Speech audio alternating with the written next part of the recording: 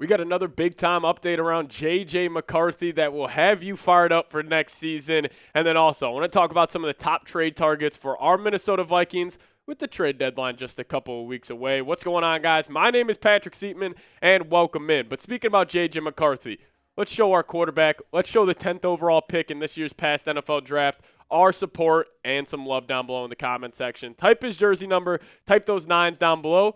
You never know. Maybe JJ came across this video, and I would love for him to scroll on down and see a whole bunch of 9s.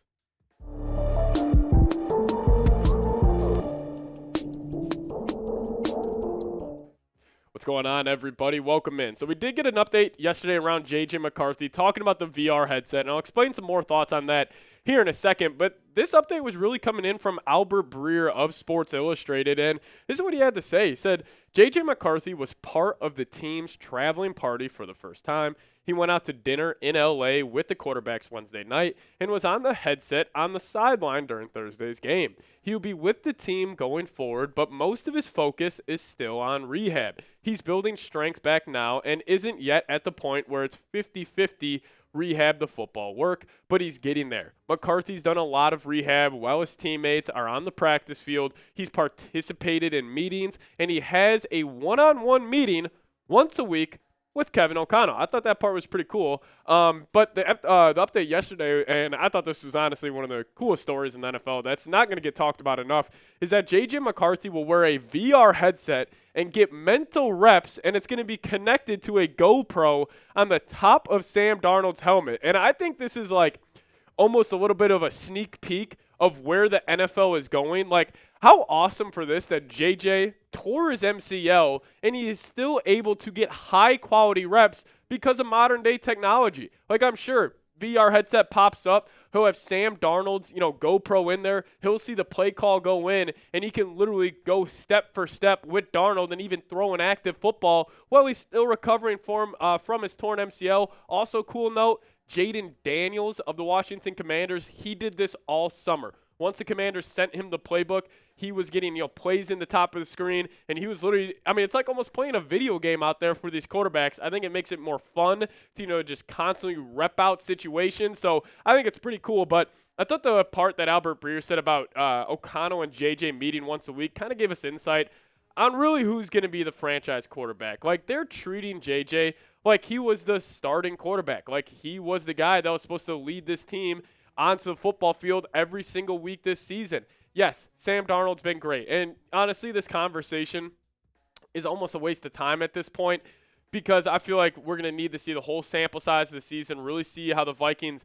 end up doing the playoffs. Can they somehow win the NFC North, even though most fans think that it is incredibly unlikely at this point. But if I had to put money on it, like Vikings starting quarterback for the next 5 seasons, I would put a whole lot of money on that guy being J.J. McCarthy. And, it gets me this take. And, I feel like Vikings fans, I feel like we're obviously a little down in the dumps after the last couple of weeks. We come off the bye. We're 5-0. Everything is, all perfect in Minnesota.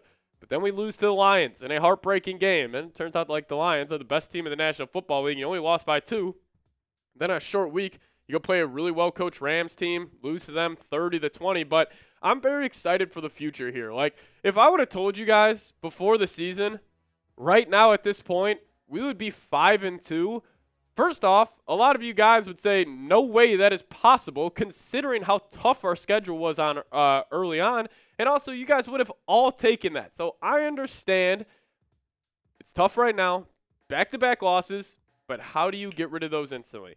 You go get a win versus Indianapolis Colts on Sunday Night Football. Then you got the Jags, you got the Titans, you got the NFC South, like teams like, or not the NFC, you got like the Falcons, the Cardinals, the Bears twice still.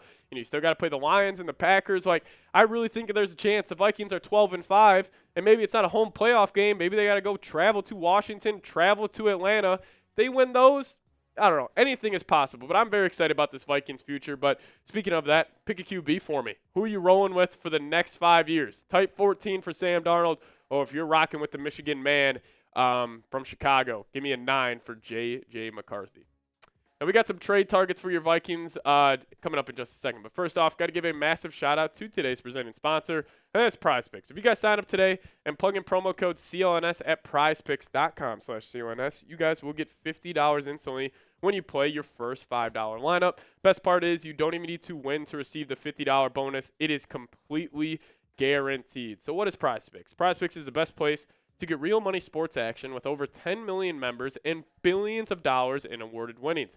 PrizePicks has made daily fantasy sports accessible to all. You just pick more or less on at least 2 players for a shot to win up to 100 times your cash. Run your game all season long on PrizePicks. Now, my favorite part about PrizePicks is that it just increases your viewing experience for whether it's a football game, basketball game, whatever it may be. When you have a PrizePicks lineup in play, it just makes the game so much more enjoyable. So please check them out, prizepicks.com/CLNS. Use promo code CLNS, and you guys will get $50 instantly after you play your first $5 lineup. But Vikings fans, take advantage, and shout out to PrizePicks for sponsoring today's show. Run your game. All right, so the new report coming out from Ben Gesseling said the Vikings will wait until after the Colts game to make any trades. Now, obviously, this can change, but this is what just Ben Gesseling is hearing at this point, and I think it's pretty interesting. But we can dive into some top trade targets here. Number 1 for me personally will be DJ Reed. I think this man is the most underrated cornerback in the National Football League. I think a lot of the attention goes to Sauce Gardner just because he is he's a bigger name. He's a more, polarizing player in the NFL, but I think DJ Reed is extremely, extremely underrated. And if I had to pick anybody for the Vikings to choose for, obviously it would be like Jeffrey Simmons, Dexter Lawrence, but, we are getting reports that they aren't available. I think DJ Reed would be my next best choice, or a guy, maybe like a J.C. Horn. But, main reason being is that DJ Reed, 1, he's incredibly good, and 2, he's young. And honestly, if I want to go to the third point, the Vikings cornerbacks have definitely taken a step back from what they've done throughout the first 5 weeks. And also a big kicker here, Byron Murphy, Stephon Gilmore, Shaq Griffin, they all have 1 year left on their contract. So I think the Vikings are going to have to make a move at the cornerback spot, whether that's in free agency or the draft, but you can also make one at the trade deadline, and PFF also agrees with me. Like, DJ Reed's a stud, 80.4 overall grade, good in the run defense. His coverage grade is fantastic at 81.5, and again, I just feel like he doesn't get enough praise as he should. I think he's incredibly underrated. I think he's a great scheme fit with what Flores likes to do, so DJ Reed, Quezzy, make the call. But number 2 for me, or actually for Alec Lewis, these are all presented by him. Shout out to him for that one. But B.J. Hill, defensive tackle for the Cincinnati Bengals. I do think the Vikings would like to make a move at the defensive line spot. Obviously, you're not going to be able to get like a true blue chipper, but B.J. Hill would be a great choice. He's great at getting his hands in passing lanes. That's one thing I noticed on him during film, hence why he does have 4 pass breakups for a defensive lineman. That's pretty good stuff there. But 3 stuff so far on the season. He's got 23 tackles, has a TFL as well, and he's just that prototypical like nose tackle. He's going to take on blocks. He's going to be great in the run game.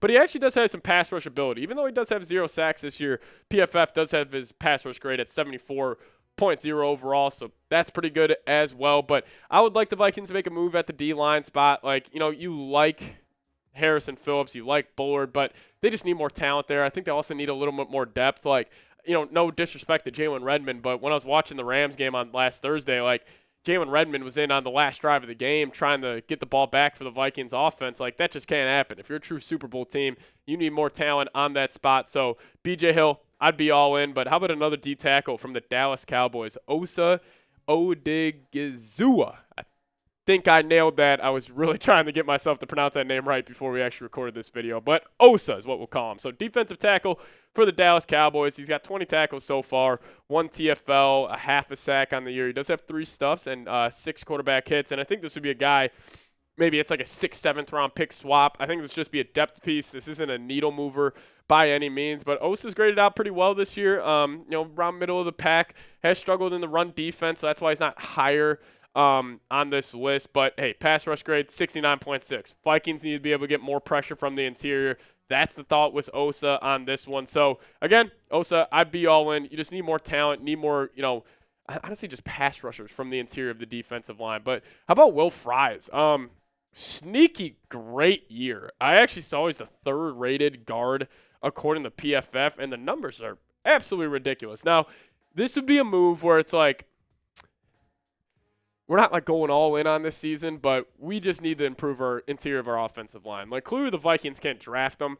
I mean, Bradbury, Ingram, they both stink, but I mean, a guy like Will Fries, I mean, he's been awesome. 86.9 overall grade, great in the pass blocking department, and that's key as an interior offensive lineman. And I mean, Ed Ingram, like, he was terrible again against the Rams. You're going to have to make a move there. Like, I don't feel comfortable, obviously, with him going out there every single week and being your starting right guard. And I thought originally we would just be able to take Dalton Risner. He's going to step in for Ingram. Ingram goes to the bench. But now with Blake Brandel having to move the left tackle, Risner's got to step in at left guard. So then that leaves no real backup for Ingram. Honestly, Ingram should be the happiest person in the world about this Darrisaw injury because I guarantee you he would have gotten benched this upcoming week, but looks like he gets a second chance here. But speaking about another secondary player here, how about Nate Hobbs of the Las Vegas Raiders? And again, this would just be a depth guy.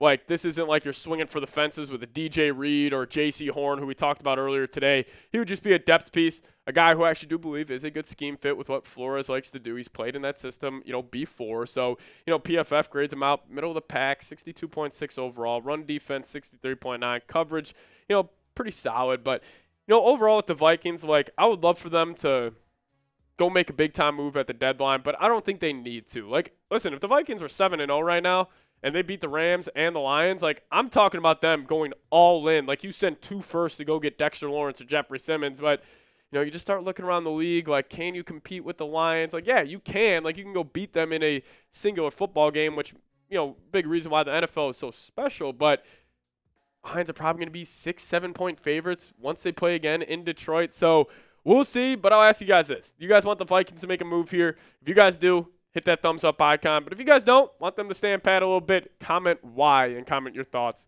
down below. Also, I'm on Twitter. @PatSieps is the handle. Thank you guys so much for watching today's show. See you guys next time. Let's go Vikes.